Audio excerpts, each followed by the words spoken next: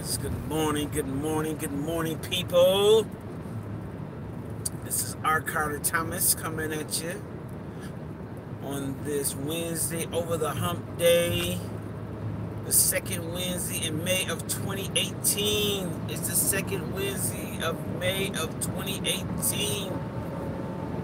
I don't know if you believe it, but it's here.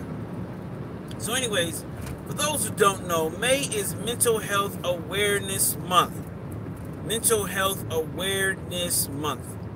For those who don't know me, I have an undergrad degree in mental health technology. That's mental health technology. I learned all about diagnosing and learning about different mental illness and started working in a community mental health agency. And for those who don't know what community mental health agencies are, it was at one time when people was locked up in insane asylums or asylums, however you want to say it. They wasn't calling them mental health facilities, but they was locked up, and you can keep a person locked up in these facilities pretty much indefinitely. You know, if they went in involuntary, you know, the doctors would have to be the one to say, okay, we didn't let this person go now.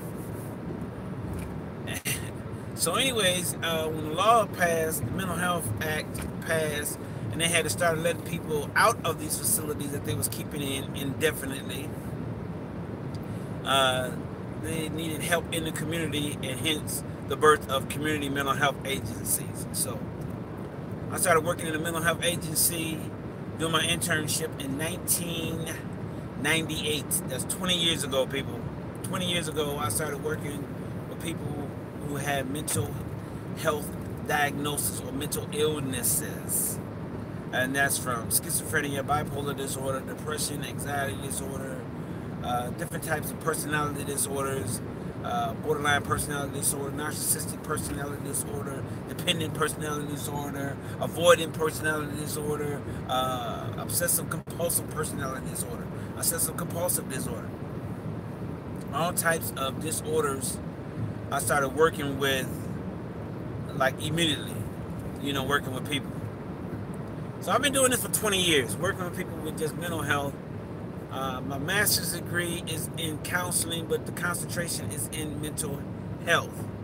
I mean, my master's is in social work, excuse me. My master's is in social work. I have a master's in social work, but my concentration was IP, as far as interpersonal mental health, working with people individually who have mental illnesses. So that's a little background on me for those who don't know me on YouTube. So maybe in Mental Health Awareness Month, there are people who don't know a lot about mental illness, whether that's secular or in the church. I also have a 3-year diploma from a ministry school. I went to ministry school for 3 years, and my concentration was in counseling and deliverance. A person asked me once before, how do you get a diploma or degree in deliverance? You learn different techniques and skills on how to cast out demons and how to heal broken heart, and how to bind up the wounds, and how to heal people who's suffering, and how to break cyclical patterns.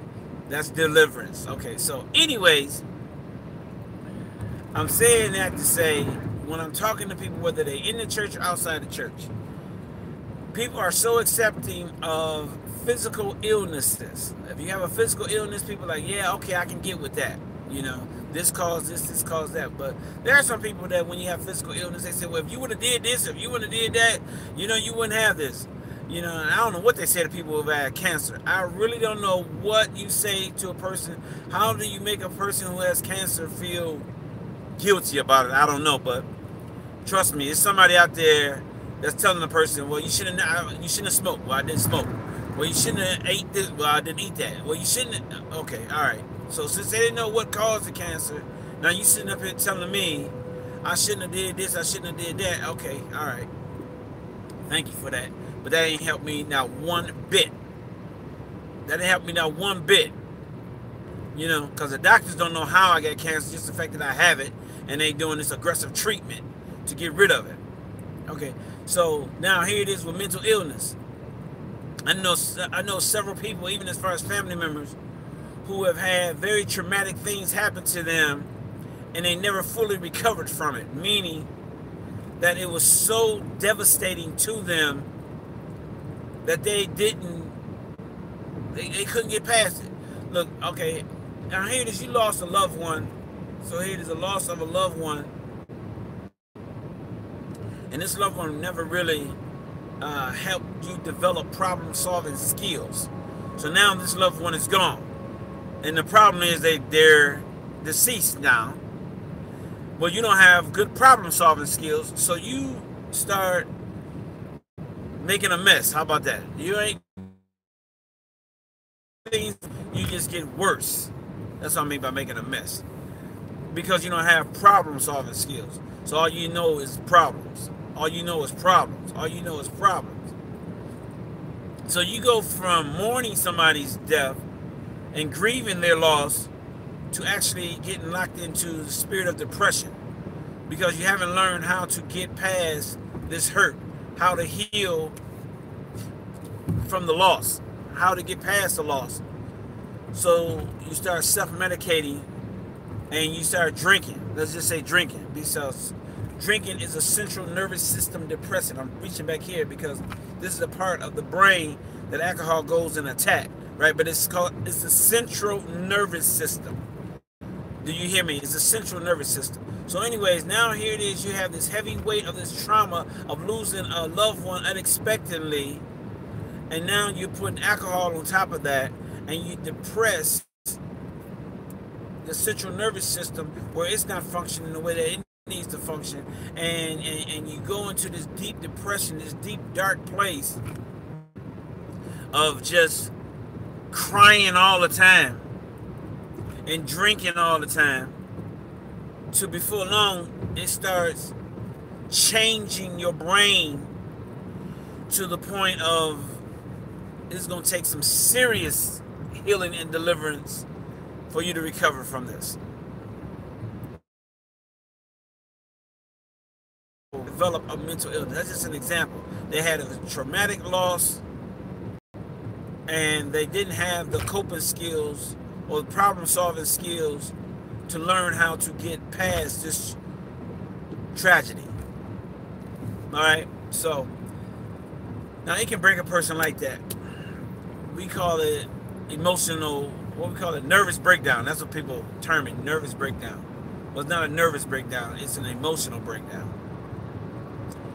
And people need proper counseling as to how to recover from things like that. You need counseling. You need professional help. And somebody telling you to just get over it is not the solution to your problem. All right? So anyways, people who don't know a lot about mental illness, you may have heard about it, you may have seen it in the news, but having face-to-face encounter with it and knowing how it affects an individual and knowing how to help an individual to recover from it, you don't have that knowledge. All you can do at best is make judgmental statements, being critical and judgmental of the person's illness. Well, you do the same thing for a person with physical illness, so it's no different than you do with a person with a mental illness. All right, but this is Mental Health Awareness Month. And the thing that you need to understand is people don't ask for it. People are not just welcoming it like, come on, let me be schizophrenic. I like bipolar. I like being manic, being up 3 or 4 days at a time, not being able to complete a task, having flight and ideas, jumping from subject to subject. And then when I'm depressed, I'm in the bed for 3 or 4 days. Yeah, I really enjoy that. So I'm angry all the time, irritable, and I mess with my sleep, messing with my appetite. So yeah, that's what I wanted for my life. So anyways, people